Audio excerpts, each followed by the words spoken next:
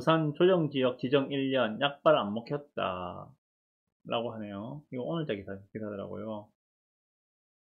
아, 김혜피님 오셨네요. 반갑습니다. 잘 지내시죠? 부산 조정지역 지정 1년 약발이 안 먹혔답니다. 보시죠. 부산 지역 14개구가 조정 대상 지역으로 지정된 지 1년이 지났지만 아파트 매매가는 더 오른 것으로 드러났다. 조정지역으로 지정됐는데 아파트가는 더 올랐답니다. 헐, 이를 어찌 안 좋습니까? 자, 좀 더 팩트를 보시죠. 부동산 서베이가 부동산 124의 아파트 매매가 변동률을 분석한 결과 부산의 아파트 매매가는 2019년 11월부터 지난해 11월까지 전년 같은 기간 대비 22.15% 상승했다. 이후 조정 대상 지역으로 지정된 지난해 11월부터 올해 11월까지 지난 1년간하고 그 이전의 1년간하고 상승률을 비교를 해보니까 부산 평균입니다. 부산 평균이 그 이전 1년에는 조정 대상 지역 지정되기 전에 22% 올랐는데 조정 지역 지정되고 나서도 또 22% 올랐더라. 그 이야기예요, 지금. 팩트 조금만 더 보고 제가 분석해 드리겠습니다. 이거는. 자, 지금 부산은 작년도 11월 19일에 해수, 동, 연남 5개구 부산의 상급지죠, 그죠? 상급지 5개구가 조정지역으로 지정이 되었어요. 그리고 12월 17일에 기장군하고 중구를 제외한 나머지 전체다가 지정이 되어버립니다. 조정지역으로 묶였습니다. 그래, 조정이 되면은 대출 규제, 세금 강화, 분양권 전매 제한, 정비사업 규제 등의 조치가 적용됐다 라고 하고 있죠. 그런데 그 이후에도 부산은 그 이전과 비슷한 상승률을 보였다 라고 하고 있거든요. 이걸 지금 뭐 여러 가지 말들이 많은데 이걸 정리표가 있어서 말씀드릴게요. 보고 조정 대상 지역 지정 전후 부산 아파트 매매가 변동률 해가지고 친절하게도 표까지 딱 그려놨더라고. 보니까 고맙죠. 이런 거 딱 해주면은 이 기자님이 수고를 많이 하신 것 같아요. 잘 보이시죠? 이 정도까지 해도. 자, 요게 지금부터 과거 1년, 요게 그 앞에 1년 상승률입니다. 그죠? 부산시 전체적으로 22%. 잘 안 보시는 것 같아요.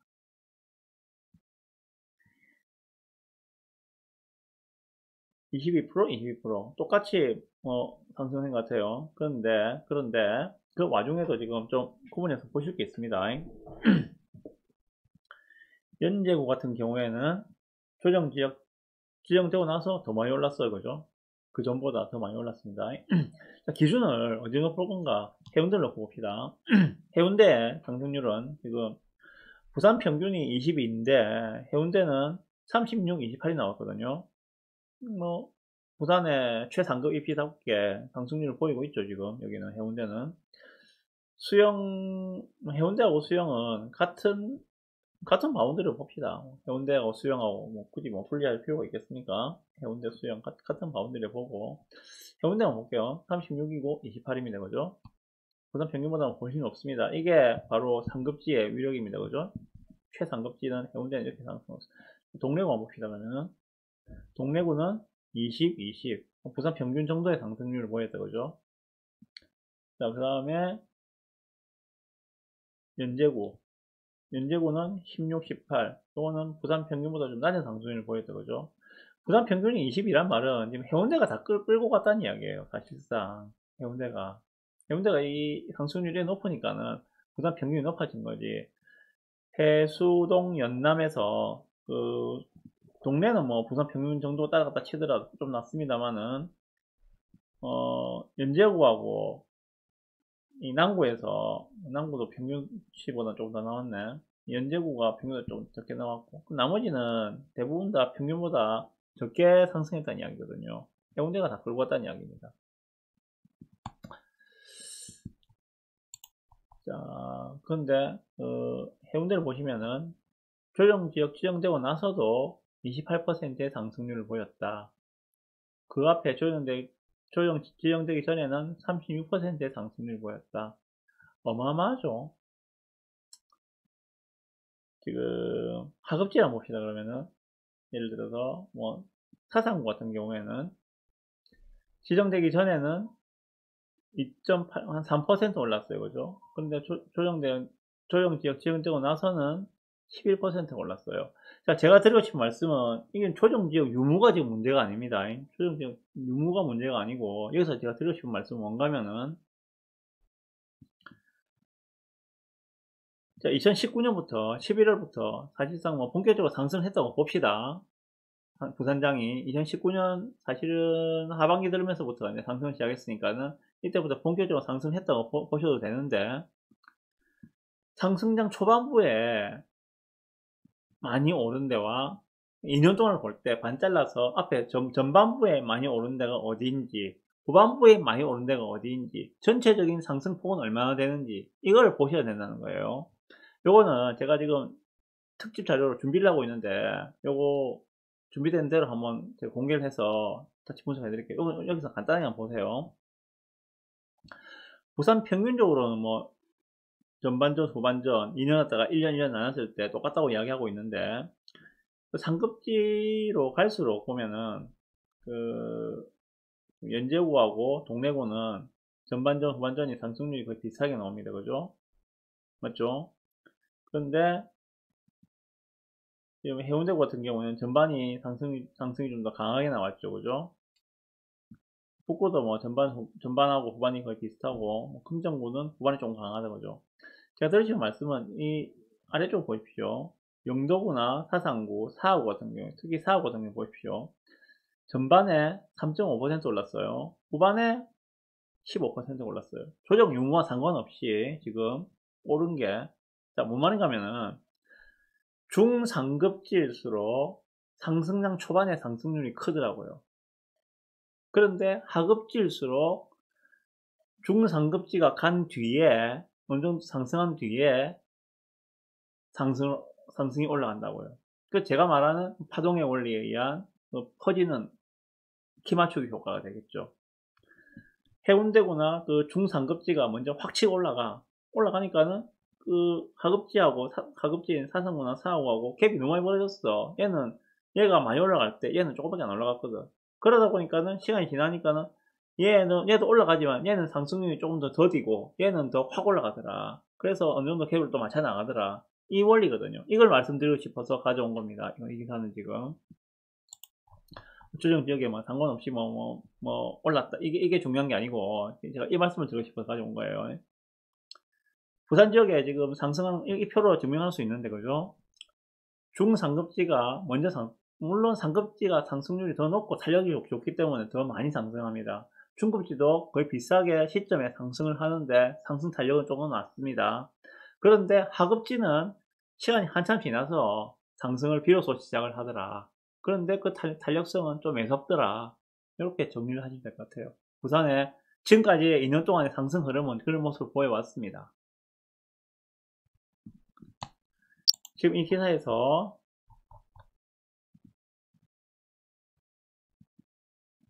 규제 지역임에도 부산 지역 아파트 매매가가 크게 오른 것은 기준금리 인하로 돈이 많이 풀리면서 전국적으로 부동산이 강세를 보였고, 정부의 규제 잣대가 강했던 수도권의 투자자들이 지방으로 눈을 돌린 영향이 크다. 여기에 올해 입주 물량이 적었던 것도 원인으로 꼽힌다. 올해 부산의 입주 물량은 17,600세대로 2019년 26,000, 지난해 27,000보다 1만 세대 가량 줄었다. 물량이 줄어들면 어김없이 오르는 것은 증명이 되죠, 그죠? 부산에서도 증명이 됩니다. 근데 여기에 지금 정부의 규제 잣대가 강했던 수도권의 투자자들이 지방으로 눈을 돌린 영향이 크다. 요게 올해의 상승률을 견인했다고는 좀 보지 않습니다. 요거는 제가 하고 의견이 다르거든요. 그래서 가져왔는데, 부산이 규제적으로 묶였어요, 그죠? 조정지역으로 묶였습니다. 뭐 서울 수도권도 같은 조정지역이에요. 자, 같은 조정지역이면은 예를 들어서 부산에 투자하겠습니까? 수도권에 투자하겠습니까? 투자자의 입장에서 어디가 더 안전할까요? 같은 조정 지역이라면. 더군다나 그런 거 생각해 보셔야 되고, 두 번째, 부산은 내년도, 내후년도 입주 물량도 많습니다. 그런데 수도권에는 내년도, 내후년도 입주 물량이 적은 지역도 있습니다. 투자자는 어디를 선택을 할까요? 그리고 부산이 많이 올랐습니다. 해운대 상승률을 보시다시피 지금 이 앞에 2019년부터 상승해서 36%가 상승했답니다. 쌀 때 사는 게 투자자인데 이미 이때는 많이 비싸진 상황이에요. 그죠? 36%가 상승을 한 상황이에요. 싸지 않은데 투자자가 들어올 수 있을까요? 안 들어오거든요. 그리고 매매가가 이만큼 상승했다는 말은 갭이 많이 벌어졌다는 이야기입니다. 전세가와 매매가의 갭이 많이 벌어진 상황에, 이 갭이 벌어진 상황이면 투자금이 많이 드는데 투자자가 선호를 할까요? 그래서 제가 내린 결론은 조정지역 이후에는 투자자가 들어오기 힘든 상황이었다. 그 이전에 상승한 것도 있지만은 같은 동일한 규제 지역이었고 투자자가 움직인 건 아닌 것 같다. 그럼 왜 올랐느냐? 실수요자들이 움직여서 산 거예요, 이거는. 그렇게 해석을 하는 게 맞는 것 같습니다. 그래서 여기 가져온 거예요. 일단 이 기사에서 제가 두 가지 말씀드렸습니다. 조정지역이 앞발이 안 먹겠다. 올해까지는 상승을 했는데, 제가 볼 때는 가장 크게는 올해 입주 물량이 적었다는 것들이 큰 것 같고, 그리고 실수요자들이 입주 물량이 적으니까는 집을, 작년하고 재작년에 많이 상승을 했으니까, 원래 사람들이 오르면 살라 하거든. 떨어지면 안 살라 해. 오르면 하나라도 더 살라 하거든.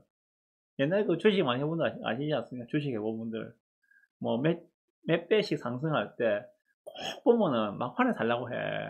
처음에 약간 오르나 하다가 막 오르면 그때부터 무조건 사야 되겠다고 하는데 비슷한 원리가 적용되는 겁니다. 투자에서는. 그래서 결론을 내드려야죠. 시간이 많이 돼서 여기까지만 하고 마무리해야 될 것 같을 때 결론을 내드려야죠. 요 기사에서는 부산의 이제 내년을 예측하기 위해서 이러한 것들도 다 보셔야 된다는 것들입니다. 제가 한번 정리를 하고 있는데 정리가 완성되는 대로 말씀드릴게요. 올해 입주 물량이 적기 때문에 부산이 많이 올랐다. 근데 그거는 투자 수요에 의한 움직임이 아니라 부산 내의 실수요자에 의한 움직임일 가능성이 매우 크다. 그런 것으로 보인다. 라고 저는 결론을 내리고 있습니다. 자, 그렇다면은 이러한 실수요자의 움직임 흐름들이 내년엔 어떻게 바뀔 것인가? 내년에는 입주 물량 과다 구간이다.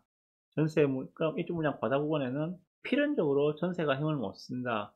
전세가가 떨어진 상황에서 매매가가 도기화청청 올라갈 수 있을까? 전세가와 매매가의 갭이 많이 벌어진 상황이라면 사람들이 싼 전세를 선호하지 굳이 비싸게 그 집을 매수를 하려고 할까? 여러 가지 각도에서 보고 판단을 하실 필요가 있습니다. 그리고 이 입주 물량도 어느 특정 지역에 집중되어 있다. 그렇다면 입주 물량이 집중되지 않은 지역은 과연 어떤 양상을 보일 것인가? 여러 가지 변수를 종합해서 같이 생각을 해보셨으면 좋겠습니다.